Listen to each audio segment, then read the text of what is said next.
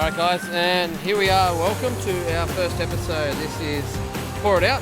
My name's Adsy. I'm here with my co-host Phil from Hiker. Yeah, that's where we are. That's where we're recording. You'll have to excuse the background noise. There's a lot of rain and brewery noises going on in here today. So it might not be as stellar a performance as what you're used to from us, but we're just going to play it by ear. And yeah, definitely. It's been one of those days. Lots of rain, lots of issues in the brewery. We've got beer. That's the main thing. We've got a podcast. Exactly. We'll see how we go. Before we go on too much further, I do want to give a shout out to our sponsors, Bintani, Craft Punks Canning, Convoy Keg, Rattlings Labels and Stickers, and of course, Hiker Brewing. The one and only. The one and only. Because it's trademarked. All right, mate. So today we've got about 8 points, 8 sort of things we were looking to go over, 8 or 9. First one off the rank, Aussie Beer Voyage's first actual voyage. So Joel and I, we're pretty excited by this. So we're taking a trip over 4 days after the Easter break. Down to northern New South Wales, as far down as King Tide Brewing, all the way down there just outside of Coffs. And yeah, we're really excited by it. We're going to visit about 11 different breweries and chat to 12 different people down there. Yeah, nice. Very jealous. I haven't actually been down to that part of the world, so I know the sort of craft beer scene's getting bigger with lots of brews down there. Some really good beers coming from that part of the world. So yeah, very jealous that I'll have to stay here and work at the tap room. Yeah, we're looking forward to it. I think it's we've planned our trip so that we've got enough time, or hopefully we've got enough time to charge Joel's camera batteries and whatnot in the car while we're driving. We bought an inverter. We've planned where we're going. We planned stops and time when we're eating lunch, all of those sort of things. Booked our accommodation. Fingers crossed. Should be good. And will you get homesick not being at Hiker?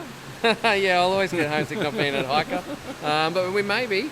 If you are happy, you might be able to swing us a few cans so we can deliver to all these places that we're going to see. So. Oh yeah, no, definitely. Yeah, always happy to share good beer with good people. So actually, I think that's the slogan of All In, where I used to work. So. Oh yeah, okay, there you go.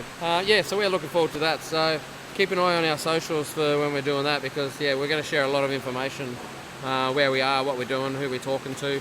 And then, yeah, obviously all the interviews that are going to come out of that. Mate, second cab off the rank, Beermuda. Yeah, that was last Saturday. So, yeah, 4 buses going around the 4 local breweries within the area. So ourselves, Ballistic, Helios and Slipstream. Yeah, it was another good day. We do it twice a year.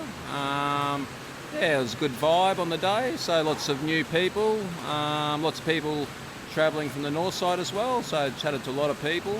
Yep. Unfortunately, you worked the whole day? You were in here the whole day? Yeah, I worked the whole day, partied hard at night, maybe partied a bit too hard. But I think there's still some more footage of you and I dancing. Yeah, late at night. Yeah. But yeah, it was definitely a good day. A little bit quieter than the last Bermuda, but I think it was just timing in regards to the weekend before Easter. Yep. But yeah, no, everyone. And the weekend after Juicy. Yeah, exactly. So it's really hard to find some slots in the calendar that actually sort of, you know, everyone can, that suits everyone. So yeah, you'll never get that. Sort of just got to book it in and go and exactly. Get what you can. I think too, it was really good. Apart from the buses going the wrong direction, you know, that was a minor inconvenience once everyone sort of knew what was happening. Yeah, really good vibe. We had axe throwing, which threw a lot of people off, but it was inflatable axe throwing. Oh, yep. So I had a lot of comments before going, "You really got axe throwing?" It's like, and then what happened? Were people disappointed or they happy? No, it was fine. Yeah. So no injuries. No injuries that I can record. Yeah. We had at Ballistic, we had a mini tattoo parlour going, so we had 3 artists there. And I see you got some new ink. I got some new ink, mate. Yeah, I got a little hop dude who's going for a hike, and he's carrying the ABV sign. Yeah, nice. So he's going on his own little voyage. Pretty proud of him. He doesn't have a name or anything, so yeah, nice. We'll leave it at that. Yeah, that's pretty good. What's the next ticket, mate? You can bring it up. So the IBA launches Save the Industry campaign. So what's that all about? I haven't really been keeping up to date with it because I've been a bit busy. Yeah, well, it's only came out last Wednesday, and you would have seen it. Anyone in craft beer and brewing is on any of the brewing pages at the moment would have seen it on. Would have seen it on social media. It's I think it's the IBA trying to do their bit just to say, hey, we've got a good industry here, let's support it, let's save it. There's panels, social media tiles, there's a video from Will Tatchell down in Tassie, and it's a great video, and it's just a great idea, I think, just to bring the conversation around to people who don't really know what independent means in the brewing circles. They might not use it, understand what it means. There's Indie Seal, but not all independent breweries have the seal. So yeah, I think it just starts the conversation and just helps people to start to understand. Yeah. So what were your thoughts about the video? So I thought the video was great.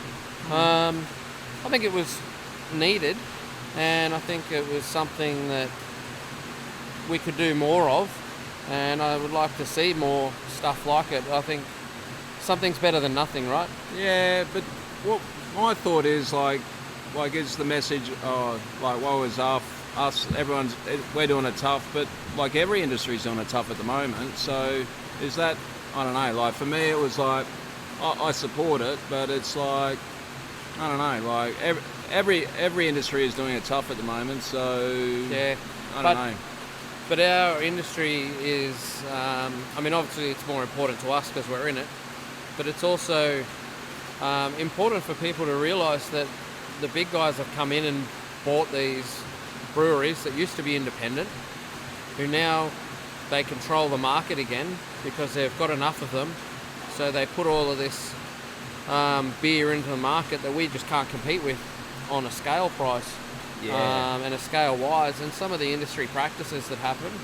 I know that there's CUB salesmen walking around saying, oh, you can have anything in off our range, and with rebates it comes out to like $250 a keg.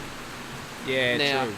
Yeah. Craft breweries, No how are we meant to compete with that? And on the good side, I think it's good to see the IBA trying to be consumer facing. I think they're doing a lot of work in regards to lobbying government and things like that people don't actually see, like particularly around tap contracts. I think that's like the elephant in the room for the brewing industry, where the big boys have actually like tied up so many taps, so the small guys like ourselves just don't have access to it. So yeah, I think the IBA is doing a lot of work in regards to that, but yeah, so it's good to actually see them doing something a bit more consumer facing. Yeah, and the IBA at the moment is going through a change. They're looking to change their constitution. They're looking to bring on some more directors and stuff like that. So yeah, watch this space. There's a lot of stuff happening with the IBA. It's a good thing to be involved in, and they are really trying to help our industry out. It's not the sort of thing that you see them every week doing stuff, but they're looking to change that. They want to change that, but they've also got a lot of things on their plate that they are doing for the industry in the background. Yeah, and they got limited resources, so where's the priorities, and it's member led. Yeah, so, exactly. So a lot of volunteers and things like that. So so no, it's a step in the right direction. Yeah, and the elephant in the room, VAs.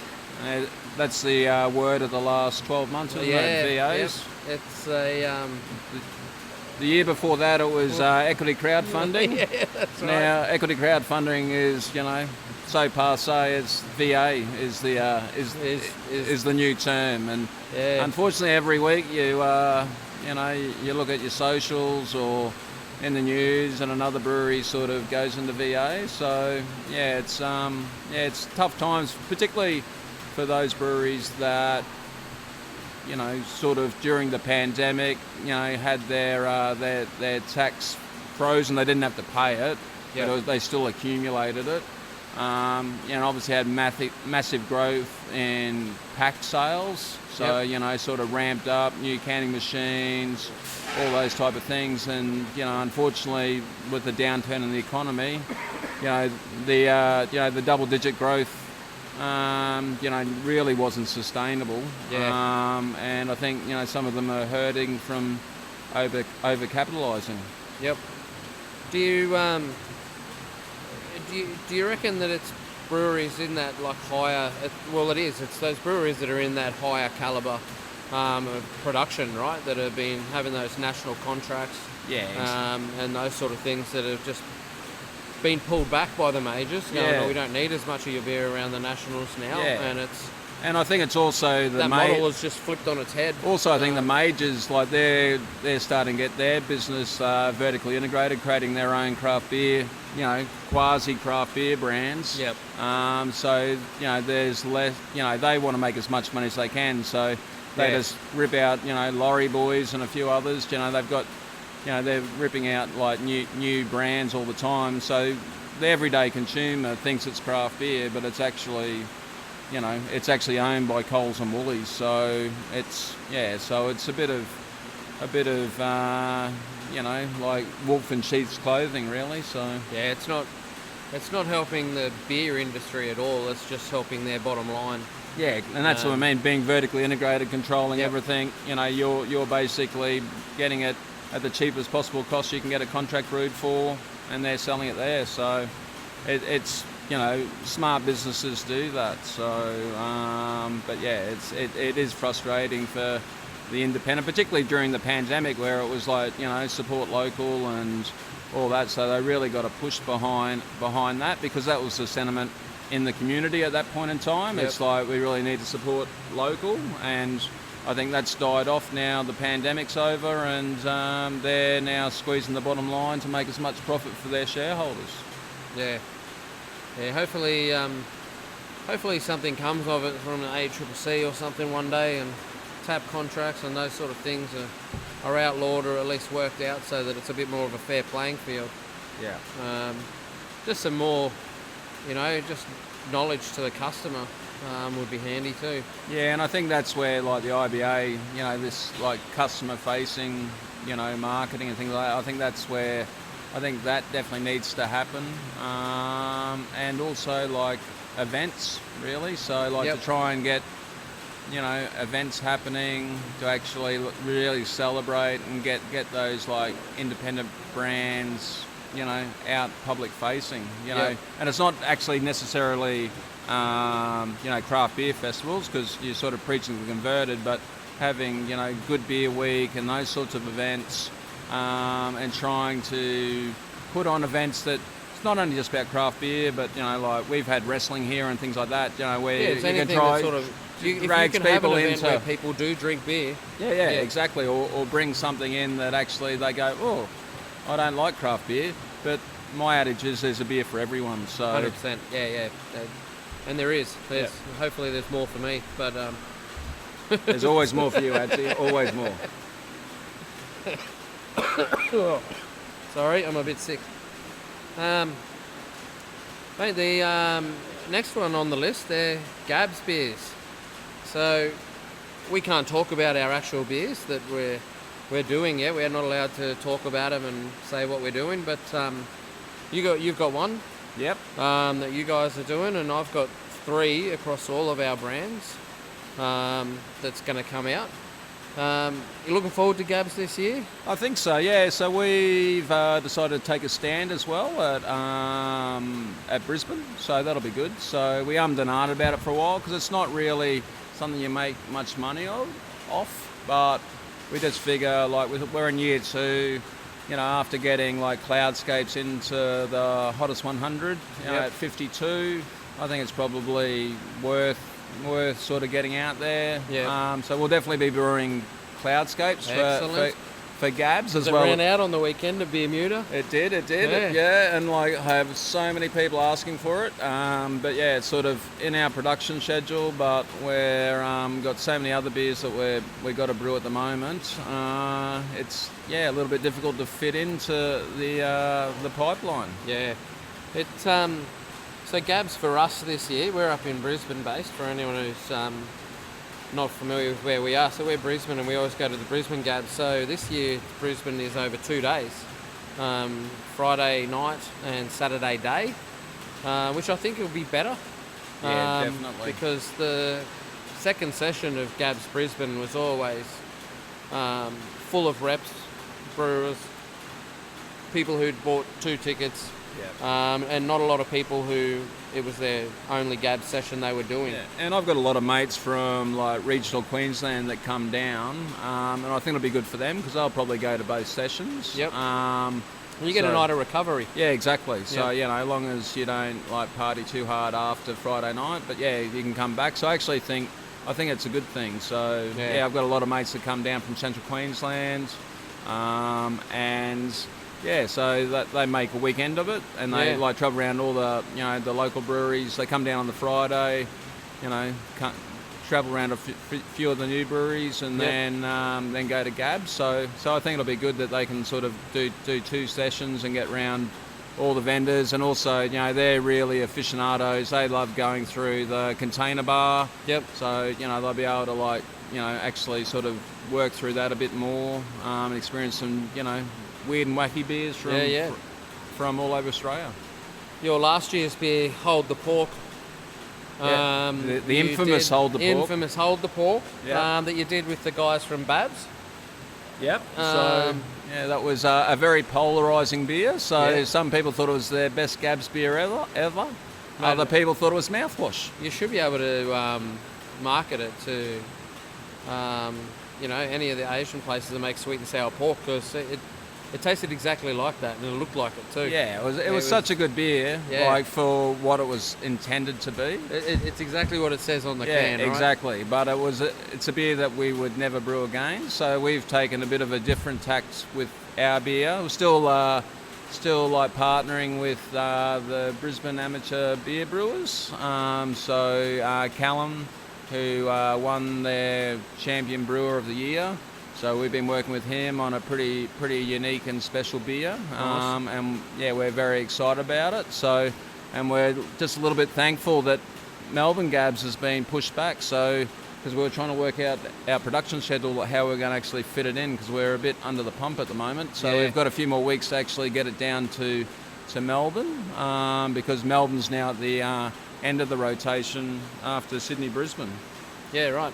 It is, right. Yeah, it got moved to the showgrounds, eh? Yeah, and change the dates. Yep. Which is a shame, because it always used to line up with ABA's, that weekend. So it's a bit of a shame, but unfortunately, the exhibition building needs some pretty major... Have you been to Melbourne GABS? No, it's on my bucket list. Yeah. It's the only one I haven't been to. Yeah, so I'm definitely keen to do it, but I'll probably only do it when it's back at its...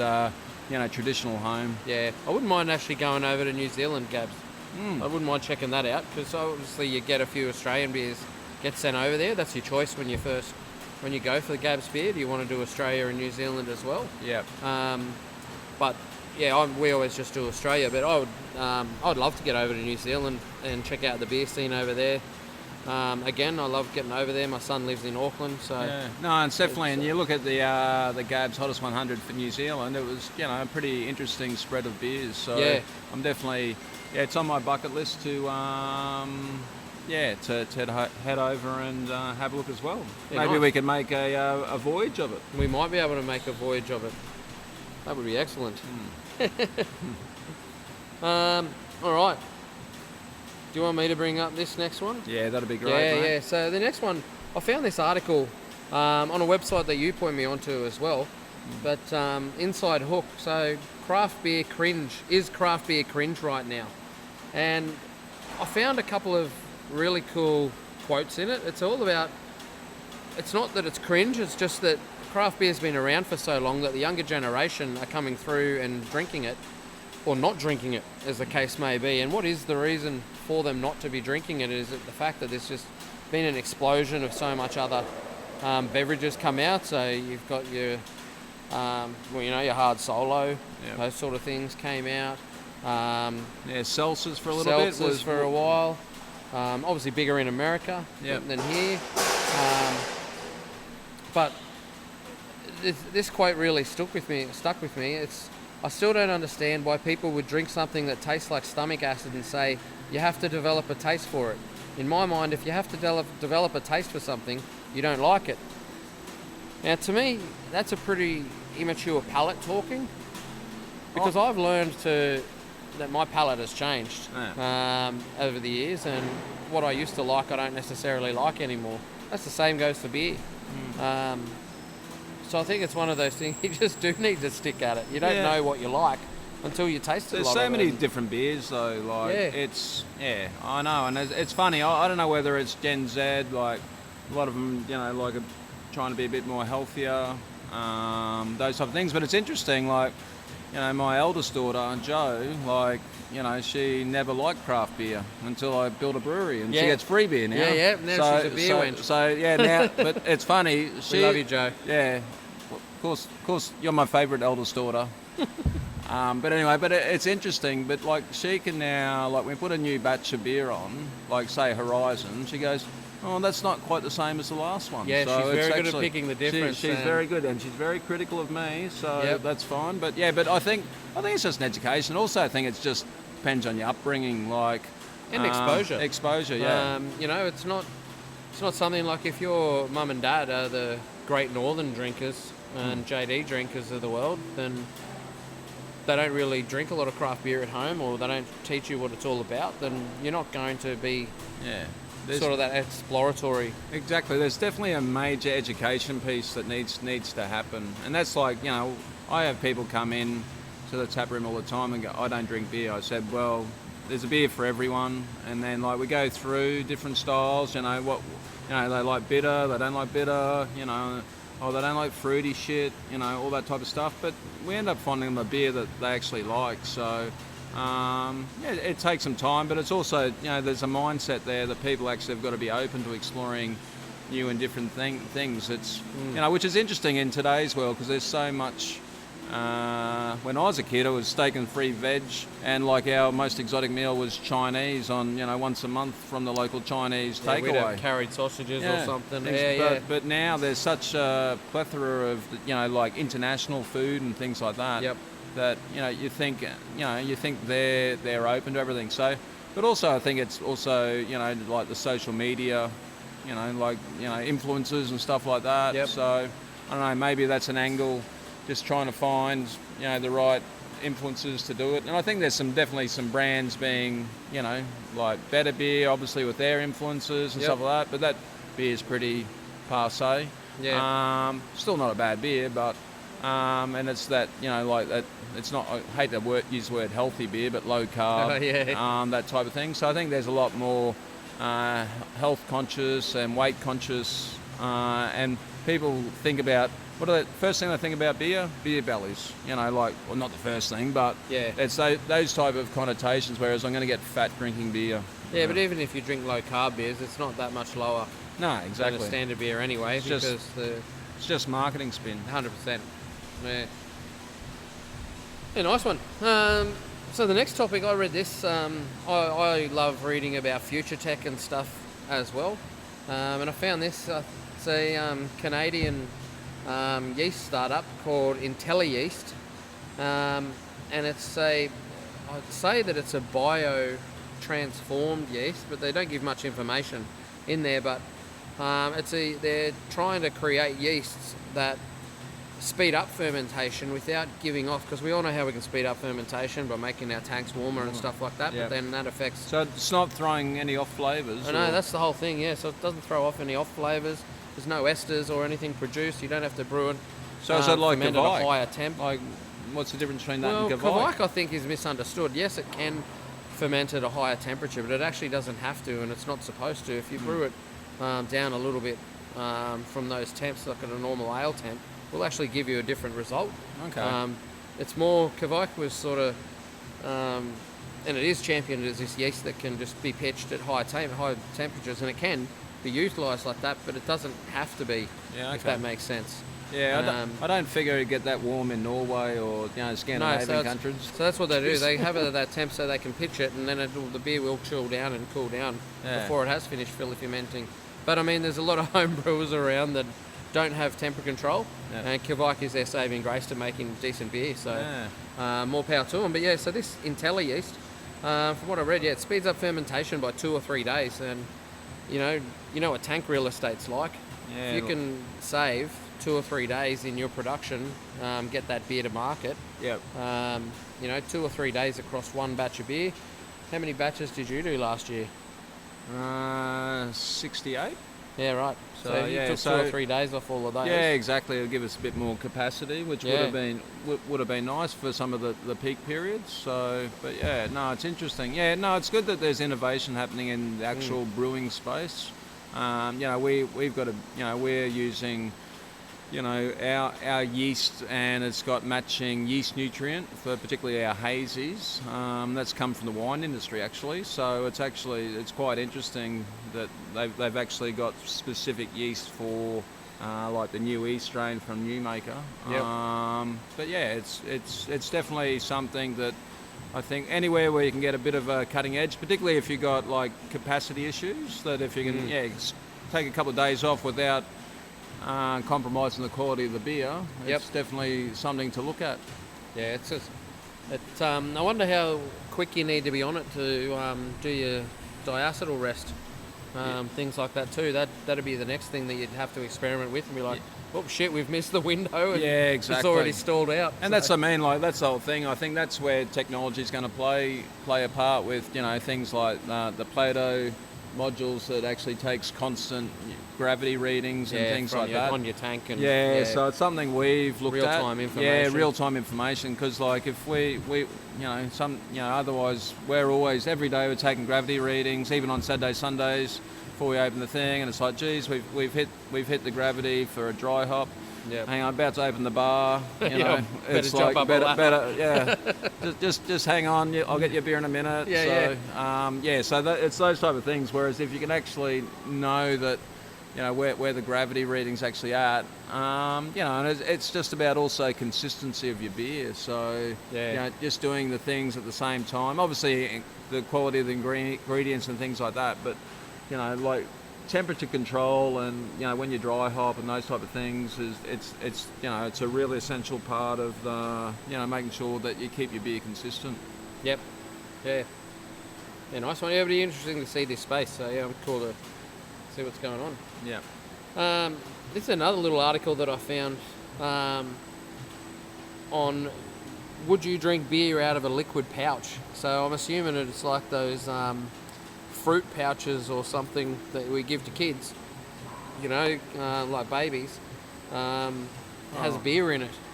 It'd be great for, like, it's probably safe, like if they're all square boxes, it's probably good for camping or something like that. Not wasting space. They do have those. Not wasting space. Milk carton sort of things. But also, being environmentally friendly too. Like, you're not transporting air. Yeah. So it's definitely something. Well, you look back like 10 years ago, beer was in bottle. Like cans was like, and now like cans are predominant. King. So you never say never. I think we'll put the links, all of the links that we talk about today. They'll be in the show notes. So if you're interested, you can go and have a read of them. I think that packaging is never going to stop sort of someone going, oh, what if we do it this way? Like it's never going to be a finite as long as option. There's going to be something that people can. As long as the beer tastes good out of it, and like obviously, cans beat bottles because of light strike and things like that. Yep. So I never say never. I'm open to it. I'd love to know what the canning machine looks like, or the packaging machine would look like. It'd be sounds messy, doesn't it? That's what I'm just. Oh yeah, exactly. It'd be like how does that work? So anyway, but that'll watch this space. Yeah. Nice one. This next article was one that you found. So this was why breweries are saying no to beer flights. So it's a bit of a trend happening in the States at the moment where, normally you go to a craft brewery and you get, like a flight of beer, or a tasting paddle as we call them in Australia. And it's, a lot of breweries are steering away from it. And, one, it's time consuming. Two, the beers aren't in the proper glasses. And a whole raft of other reasons. So it's very interesting. Like, I must admit, working behind a bar, I personally hate pouring tasting paddles because it is very time consuming. So even for Bermuda, we make the call not to do tasting paddles. We don't do it at Ballistic because it's days. Just too time consuming. So, and also you don't have the glassware to keep up. If you get 100 people coming through that want to do beer, like it's not the day to taste beers. And it's not the day, and then people will stand there for a few minutes trying to work out what beers they're going to have and things like that. The beer flights are a great idea for people who want to be educated and want to learn more.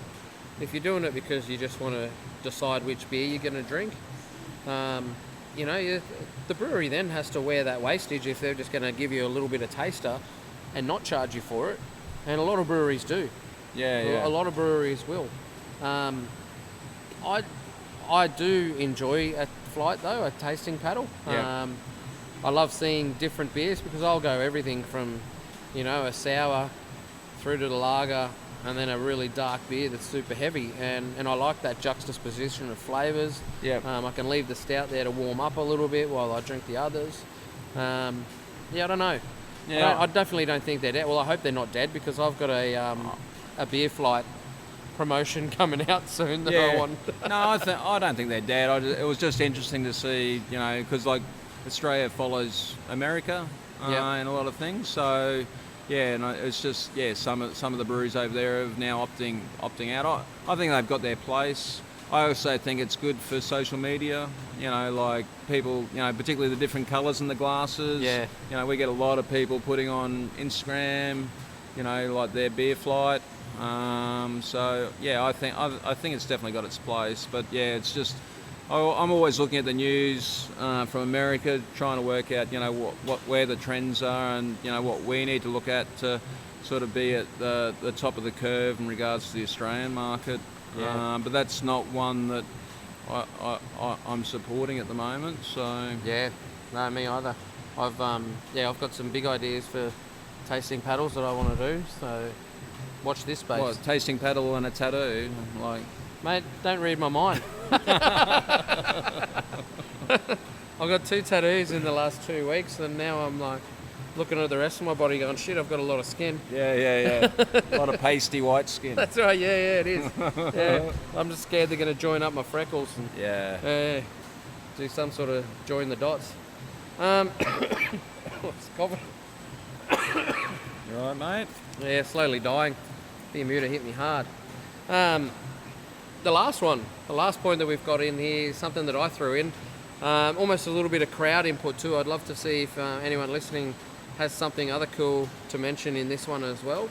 But a favourite beer Instagram account.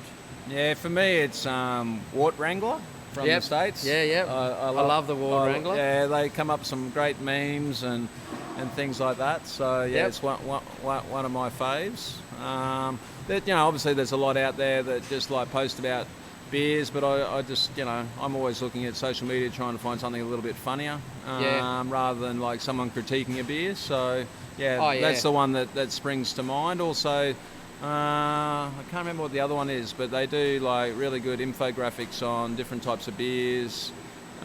Is it pints and I've lost. I can't remember the actual name, but it's they do some really good sort of cartoon-based things on beer styles and what they pair with and what goes into the beer.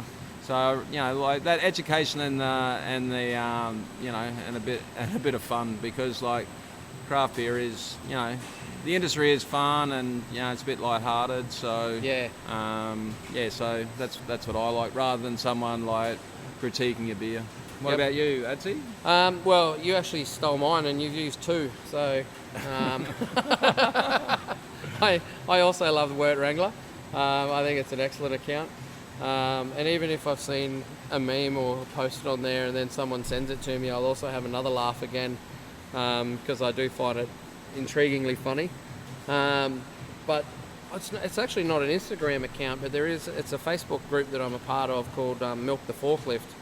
And that is also an excellent Facebook account that I follow, because you stole my Instagram account. So sorry, next mate. week I'll come back with another one. We need to have better show notes. Yeah. Well, there's 3 guys actually that I do know who have a pretty cool Instagram account. They don't take themselves too seriously at all, and they sing more than they drink beer. But the Beer Street Boys, you would have had them in here. I know you have, because I've met them in here before. Said good day to them, but they're 3 blokes that I always see at GABS. Always shake their hand, and I'm still trying to learn how to sing this year, so I lost my account details actually for the TikTok account that I had. I can't remember what my logins are, so really? I haven't posted any singing videos. But Oh, that's a shame. The world's devastated. the world, yeah. Well, what are you talking about? My next show is going to be here at the end of the year to see Yeah. how good I've gone. Yeah. That's our Christmas special. Adsy sings. Adsy sings. Yeah. What am I going to sing? I don't know. Some hiking song, I suppose. I don't know. Whoa. Country road. Something like that. Oh dear. Yeah, no, anyway, way off topic now. But yeah, Instagram account, yeah, I'm going to throw in the Beer Street Boys then next week. Hopefully we get to read out some people who've listened, what theirs are, and we can check out some other Instagram accounts that we might have missed. Sounds good. Nice. Is there anything else? Any final words or anything that you want to... No, I think we're good. Yeah. Yeah, I think that was a good first episode. Any special beers in tank that you want to share? Nothing. Oh, we got Hira. So Hira, our NZ hazy IPA. Oh yeah, nice. So that's probably going to be canned hopefully later this week. If That's with we that can, hop, hey?